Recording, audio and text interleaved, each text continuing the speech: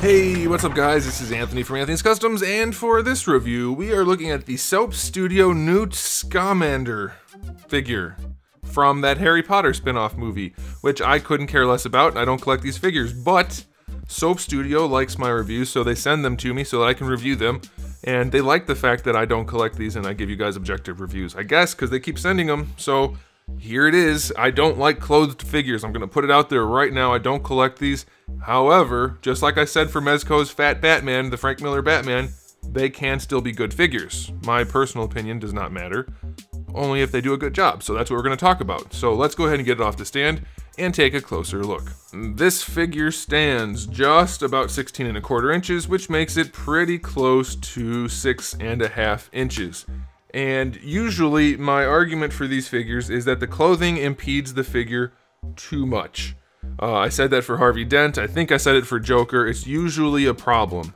It's usually out of scale and it gets in the way of posing. Now, it's still going to get in the way of posing. There's just no way around that. However, I do think they stepped up their game, at least a little bit on this guy. He's got a lot of layers and he doesn't look super poofy. He looks reasonably poofy. Like if you had that many layers on in real life, you would be a little bit poofy. I think it's okay.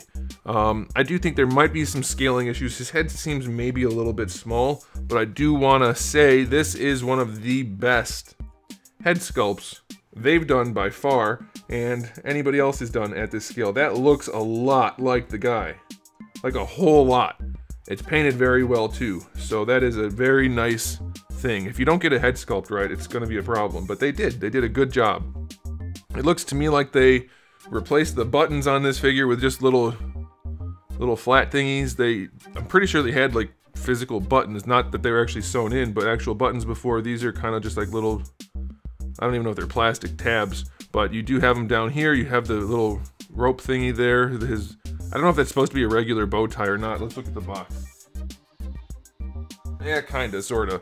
So whatever, the bow ties definitely could be better there, but otherwise, I mean, the clothing looks really solid on this. I'm impressed. It's definitely their best release that I've looked at by far. Very nicely done. The head definitely seems too small, but at least is nicely done. You have some nice details on the shoes. A little bit of dirtiness on the toes, but lots of nice detail work. So that's pretty cool. It looks good. I'm gonna give it, the scaling definitely throws it off. I feel like his head should be bigger, but he is poofy, so I'll give it a 7. It's still, I mean, for what they do, it's still really good, but for me, the head is out of scale, so it's only a 7, but I do like it. It's definitely their best release in the aesthetics department so far. As far as accessories go, we do kind of have a lot. We have some different hands. We have the fist hands that come on him. We have 2 relaxed hands, 2 gripping hands, 2 different gripping hands, and then some other hands. So a variety of hands for various poses. And then we do have his briefcase, which is done really, or suitcase, I guess, which is done very nicely. You have a whole lot of detail on the inside. It's all just printed, of course, but still. And then it does close and open nicely, and it has tons of detail on there, and that's really nicely done. I like that. We have his wand. I guess it's a wand, right?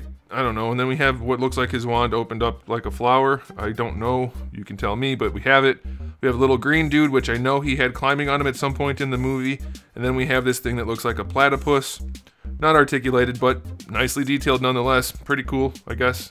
If that's a thing, that's a big deal from the movie. They did a good job with it. And then you get his little display stand, not meant for like dynamic poses, but more just for like holding the figure up, but it has nice printing on it, so that's okay. So accessory wise, I'll give it a 9, I guess. That's a pretty good batch of accessories. I mean, that's a lot of stuff, so that's pretty cool. All right, on to the articulation, the thing that's usually the absolute worst on figures that are clothed. And so let's see how it goes. He does have a double ball peg head, single ball peg neck. The neck pops off very easily. I think that might be left over from when they did interchangeable heads. However, it's definitely a problem, but it does pose nicely, so I'll give you credit there. But popping heads off on accident is not really a desirable thing. Now, we do have a lot of layers of clothing here. You're not supposed to take them apart. I want to point that out. You don't have like the full jacket sleeves in there at all, which is probably how they achieved the slimness. You only get the very front of the jacket, this jacket, and then it's not even there anymore. The only thing that seems to be fully realized is the vest. Still not meant to take everything else off, so be aware of that. But as you rotate the arms around, I'll tell you what the articulation is, and then show you that it doesn't work.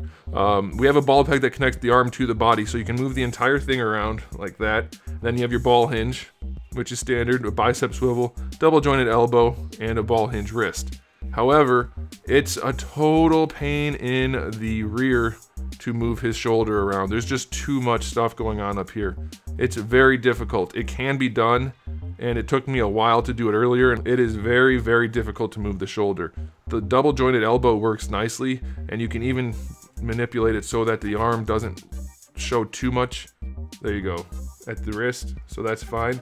But moving the shoulder really, really sucks. I don't know if you need to raise the shoulder that much, so you can decide for yourself if that's important, but it definitely is an issue. There's just so much material up here relative to the scale of the figure. They did go with ball hinge wrists this time, which is way nicer than what they've done in the past, so that's really good. I appreciate that.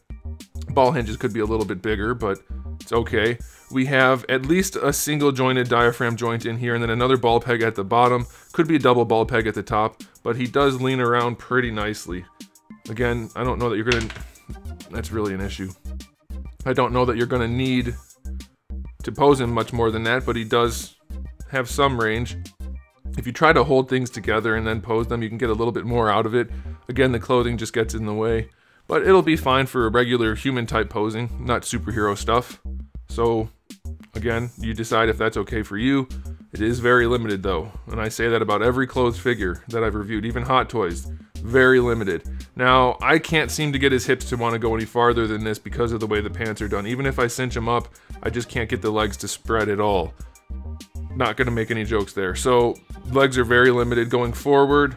They're okay, I guess. Again, not superhero posing level, but probably okay for a normal person like this guy, I guess. So if that's okay with you, that's what you get. There is a thigh swivel, double jointed knee.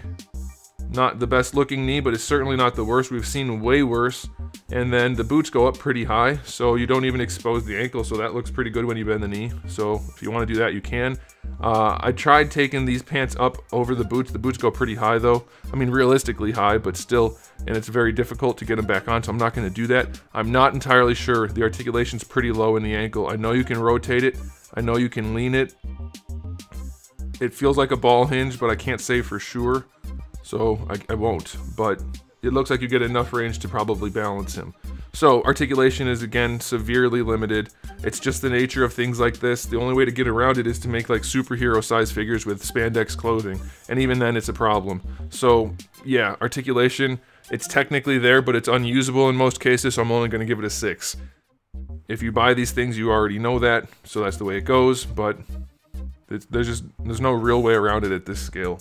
So, final verdicts on this figure. Totally not my cup of tea. I do think they did a really good job with what they're going for. Scaled clothing is very hard. Even Hot Toys has trouble making it look good, and those are twice as tall as this.